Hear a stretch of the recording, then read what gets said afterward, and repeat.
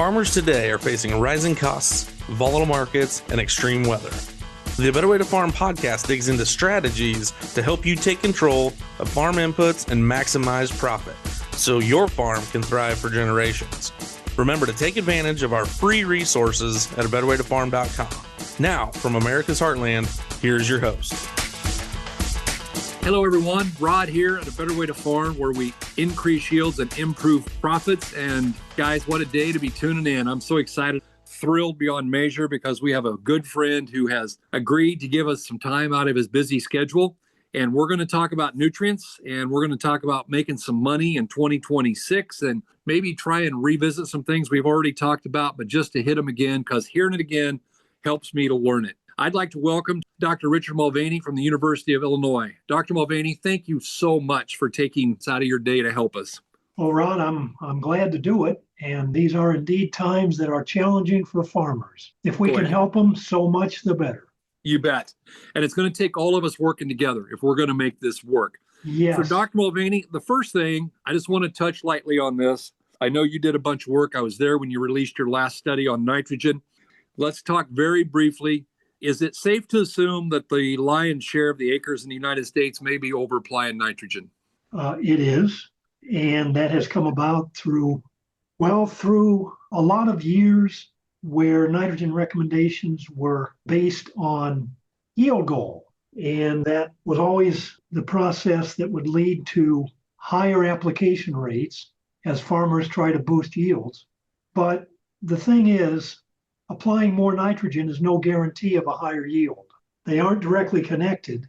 And with work that we and others have done in many studies over the years, using isotopically labeled nitrogen, we just about always find out that the bulk of the nitrogen in the crop at the time of harvest has come from the soil and not the fertilizer. The soil runs the show. Absolutely. You know, I think you'll be happy to know we did about 17 field days this fall, Dr. Mulvaney, and the majority of our guys, I know Saturday night we had a great field day up at Milton, Iowa, and there were 3 different guys in there, and all of them growing 280 to 300 bushel corn on 0.6 pounds of applied, knowing that they're going to get better. So I think that there's one place that we can agree that we can maybe save some money and stop trying to use 1.2 pounds and go to 0.6. Now, it's a process. We got to do it correctly, but it is doable. Would you agree with that? Yes, I would. I would make the important note that soils differ in how much N they can supply. So naturally, there's going to be a difference in the optimal fertilizer rate. And that leads us toward thinking about variable rates. And yes, we can go well below the 1.2 rule of thumb. Yes. Share with us real briefly, we'll move on, but give me an example of some soils that would provide significant amount of nitrogen, and give us some examples of some that would apply less than what we want. Well, let me start with the latter group first, because I'm thinking of a sand overlong the Illinois River named Bloomfield, and there's an example of a soil that doesn't have a lot to give, and it does need some intensive fertilizer inputs to get a good yield under irrigation. On the other end of the spectrum, we can find various soil types that supply a lot of N. Some supply so much that there's no yield increase from fertilizer. And this does happen, and it can vary among different series.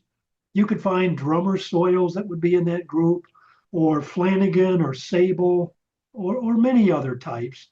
Partly it depends upon the past management. That has an important effect on N supply.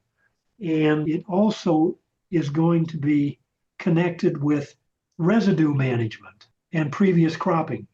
So what we find is that when we have a soil that isn't loaded down with, for example, corn stalks, then you don't have nearly so much tie-up of N. The soil can give more and the fertilizer is going to be less important. So it depends upon management as well as the native properties of that soil. Absolutely. And we just encourage the people, just start experimenting, start learning. One of the things that we've found is multiple applications has really helped us. And to get off of that 1.2 is good. Let's move to phosphorus briefly, because that's not where we're going to spend the bulk of our day. Last time I talked to you were sharing we find there are three amounts of phosphorus to measure in the top 6 inches of the soil. There's the P1 readily available, P2 becoming available, and then there's the third one, which would be the total pounds of elemental phosphorus. Your research would indicate how many pounds of actual elemental phosphorus are available in that top 6 inches. Well, I happen to be looking at a slide from one of my courses on that topic. And this is just a brief listing of native phosphorus content in soils from different areas. And I'm looking at the north central US, and it's telling me, just as a very, very rough average, we have 6,000 pounds of phosphorus in the surface 6 inches. 6,000 pounds. I find that's probably enough to do us. The question becomes, what are we doing? We're doing one of two things. We're either treating the soil in a manner that makes it not release, or we're doing the right things and getting the biology to work, and we are getting more and more of that to let go. I will share with you, Dr. Mulvaney, that a good friend of mine named Chris had been in a heavy build program. They had put on a lot of DAP, and when they started with us, they had a P1 reading of 16.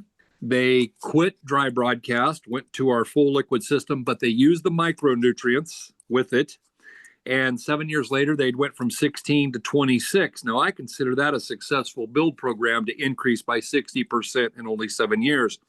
I believe that in the next 20 years, that we are going to see a lot of research come out saying this micronutrient feeds this microbial life, and that microbial life makes the soil work better. Because the guys who are doing the right things and putting in the micros as called for by the soil test are seeing those levels increase. And I find pure magic in doing that. Is that something that you've spent any time on or interested in? I'm interested in it, but I haven't had the chance to study it. But I would add a couple points here to what you've just said. And the first of those points would be that the standard soil P tests are targeting inorganic forms of P, things like aluminum and calcium bound phosphorus. They are not including organic or microbial sources. And that is interesting to me because it turns out that plant roots are well endowed, and so are microbes, with the enzymes needed to break down organic phosphates. It's called phosphatase, and it's a very common enzyme in root systems. So it makes me suspicious that organic phosphorus could be a whole lot more important than we've given it credit for being.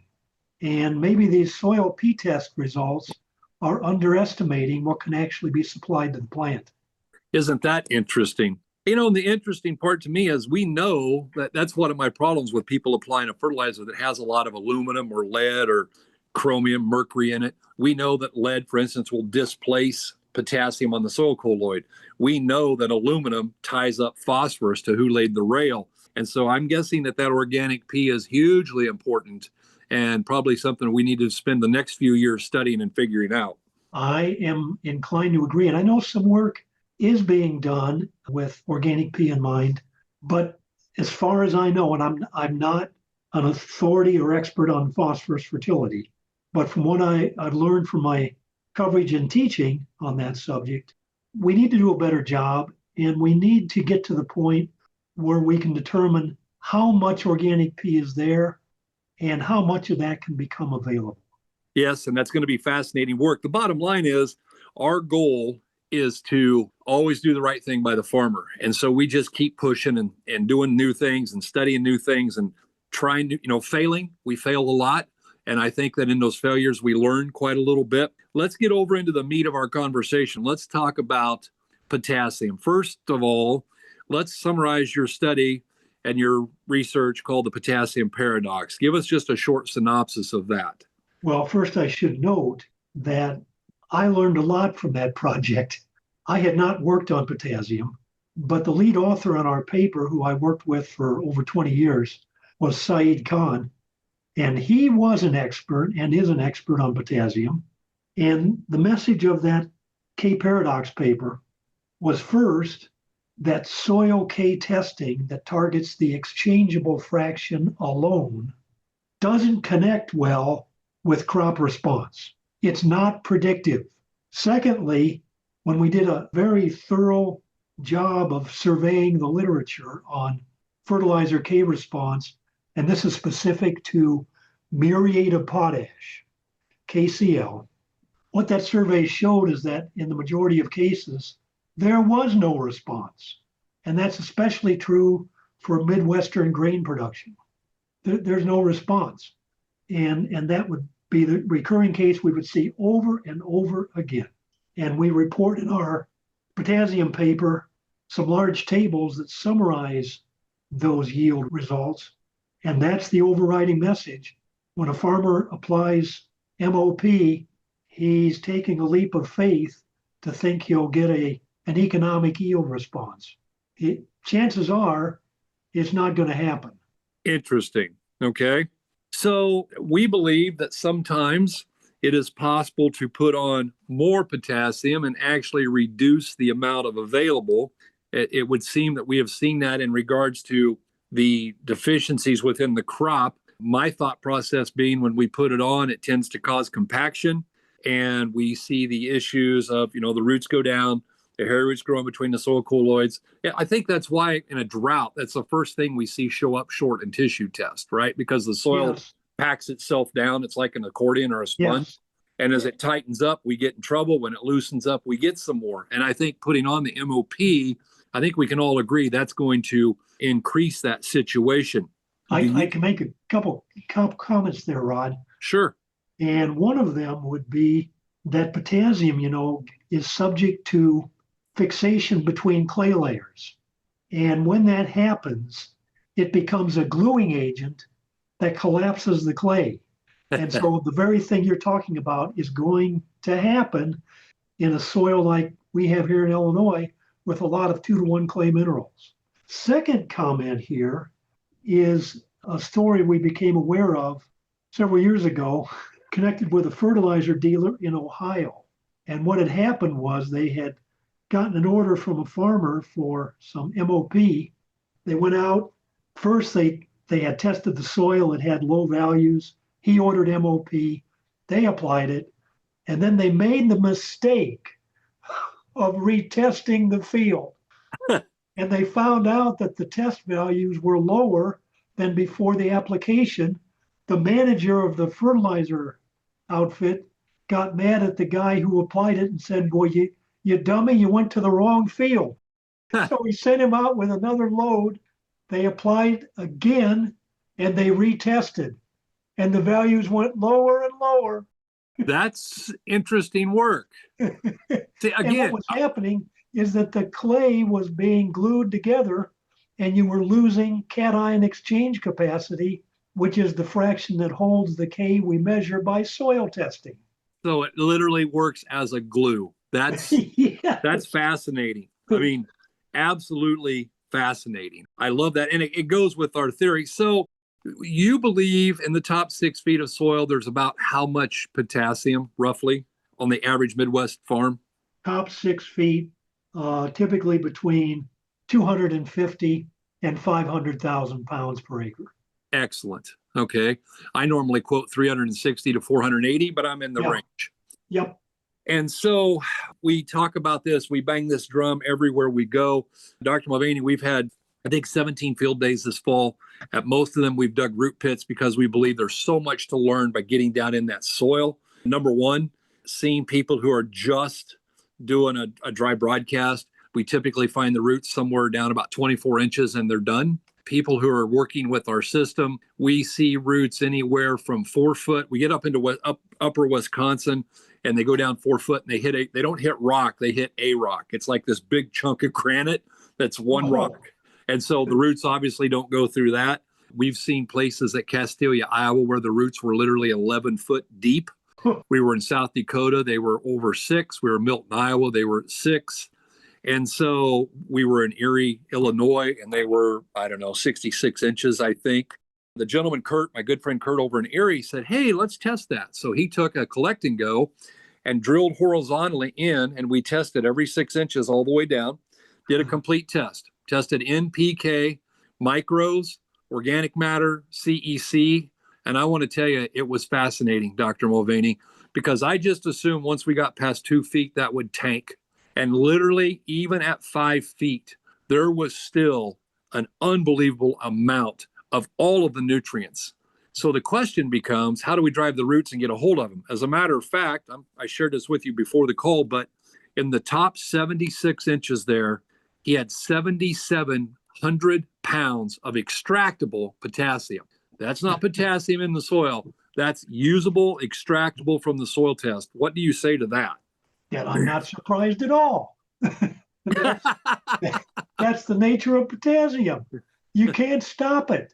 As Saeed would say, it just keeps oozing out. You can't stop it. It's like deer coming into your cornfield. You can't stop it. There's just so much. So it oozes out. I like that, and since then, we've dug 4 more root pits.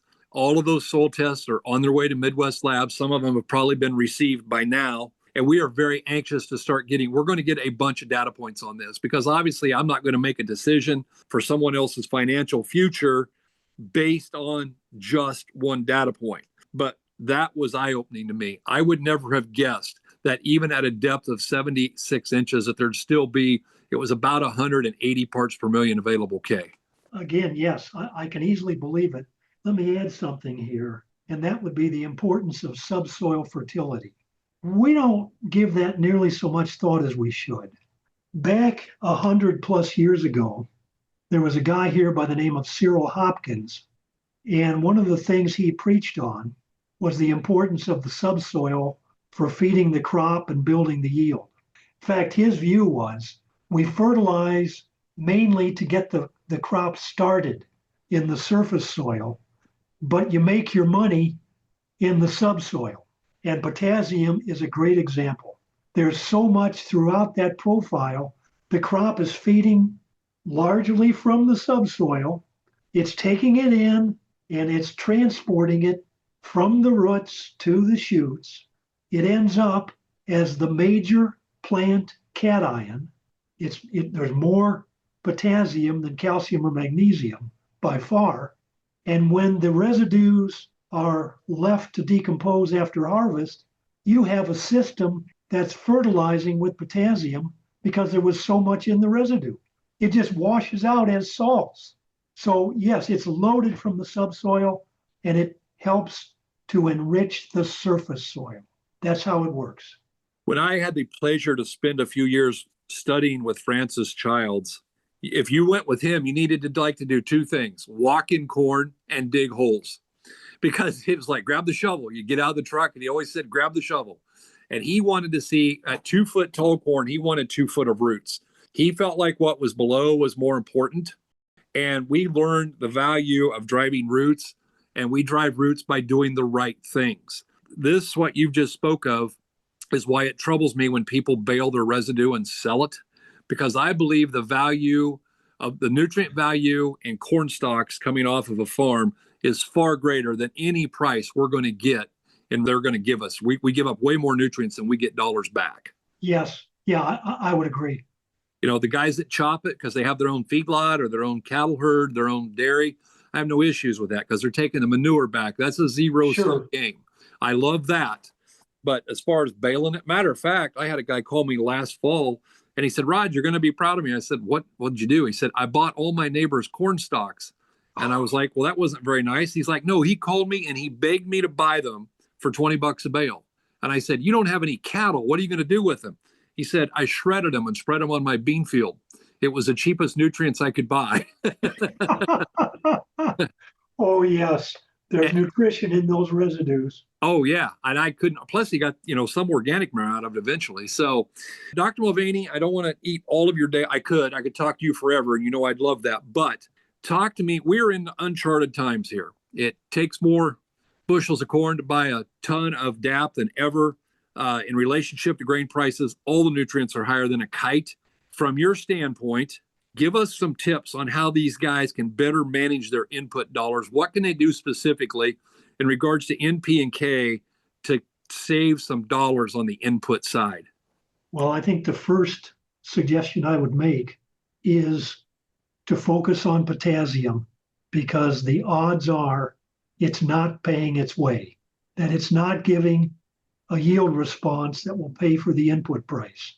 Now, to check that, if the grower isn't sure, I would suggest doing strip trials and back off from the normal potash rate, maybe by 20 or 30 or 40 pounds per acre. And if you get really adventurous, try a strip without K at all, and then compare the yield. Chances are there'll be no difference. So that K is sucking up input cost and it's not generating revenue at the back end. I think that's a great opportunity to save money and make the profitability more successful.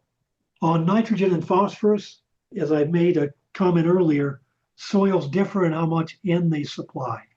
It's a good chance that the grower's N rate is higher than it needs to be. Again, strip trials can help get a first glimpse of whether there might be chance to cut back. I would urge the grower to be conservative, to cut back somewhat. And also I would point out, farmers know their soils better than professors do. They know their farm, they know where the good areas are, they know where the marginal areas are. And on those good areas, high fertility soils, that's the best opportunity to cut back the N rate. And that's where I would set up some strip trials and see if it can be done. Phosphorus, more or less the same way. Interesting. These are times when it's time to do something different. You know, we believe in banding is always better than broadcast. We believe that row placement is key. If we have something that can be row placed, not everything is suited for that, as you well know. We believe that there is magic in, we've tried to NPK ourselves into victory, and I don't think that we can do that. I think we have to address the limiting factors, which are oftentimes one of the other essentials: copper, iron, boron, magnesium, manganese, sulfur, whatever those might be. And to redirect those dollars is where we're seeing guys come up with real success on the other end come fall. So how important do you feel, not on the script, how important do you feel sulfur is, and how do you think we're getting bit by a lack of it? Again, I have not worked on sulfur, but I have followed the literature on this issue to some degree for teaching. We do hear more and more reports of sulfur deficiencies. We see symptoms in cool springs. When I look at the scientific results in studies to check for sulfur response on yield, whether it be corn or soybean, I'm not seeing much in the literature, in the hardcore scientific studies. Right. So it still hasn't really come into the mainstream with NPK. It's still not there. They expect it will be because the air is cleaner. We're getting less deposition of atmospheric sulfur. But so far, in terms of yield, it doesn't seem to be a major factor. Symptoms can show up, but then they disappear. So I don't know if sulfur is going to be a good candidate for boosting yield. It doesn't appear to me at this point that we're there yet. Interesting. Our research would indicate, as long as we're using sulfate and banding it, that we are getting some significant yields. The application of yellow elemental has yielded zero, basically, increase for us. We're having good luck with a potassium thiosulfate in furrow to meet that early need. You were talking about, one of the problems is these plants, the K need they have early is so huge. They need to take a bunch in before the soil temperature gets warm. What do you feel? What does the temperature of the soil have to get to in order that potassium will move into the plant? Again, I haven't worked on it myself, but what I've read indicates that a 50-degree Fahrenheit soil temperature in the surface will get sulfur moving. Okay. 50 degrees. Excellent. Okay. Fantastic. Well, Dr. Mulvaney, as we wrap up here right on time, because I don't want to keep you, I know you're busy, your semester has started, is in full swing. Any parting thoughts that you'd like to share with the farmers? Well, I do believe there are good opportunities out there to improve profitability. I really do. I think we can do a better job of making a more efficient use of the inputs And maybe one parting comment on that subject concerns fall applied ammonia. We'll be getting into the season for that pretty soon now. And a few years ago, when we did some N15 work, and Rod was at one of my presentations where that was discussed, we included a study with fall applied ammonia, and we also did in-season applications with Y drops and with knife injection. We had gone into that work thinking that the in-season treatments would wipe the floor with the fall applied ammonia. And we did some of that work at the same sites in the same year. And lo and behold, the findings showed us that there was no difference in uptake efficiency between fall applied N and the Y drop or in-row or side dress knife injection. I couldn't believe it. What it did tell us, though, was that the soil was always the dominant source. And so the soil overrode the fertilizer timing, and it ended up determining uptake efficiency. Now, I'm not promoting fall applied ammonia, but that finding really showed me how important the soil is. Absolutely. I had a friend at a Illinois Soybean Association meeting a few years ago, and they did a 5-year study. They commissioned someone just to find out what nitrogen suffered the most loss. And beyond the shadow of a doubt, that 5-year study showed that, and it makes sense, we lost the most of fall applied anhydrous because Sure. it's the greatest time, right? Sure, absolutely. But the bottom line is, what you're saying is, probably could have applied half as much and had zero yield decrease because the soil was taking care of the lion's share of it anyway. Exactly. The fertilizer's gotten the credit for what the soil is doing. Isn't that interesting? Well, Dr. Mulvaney, it is always a pleasure to talk to you. I hope to get through over there and we'd go grab some lunch. I would love to buy you another lunch and hang out for a little bit. But for today, we're going to wrap this up. Thank you for your time. Our goal is to make people think. We're not trying to tell them what to think. We just want them to think. We want them to ask questions. And Dr. Mulvaney is very good at stimulating lots of questions and making me think. And so I appreciate him. For all of you who have tuned in today, thank you so much. And we really do hope you're having a better day.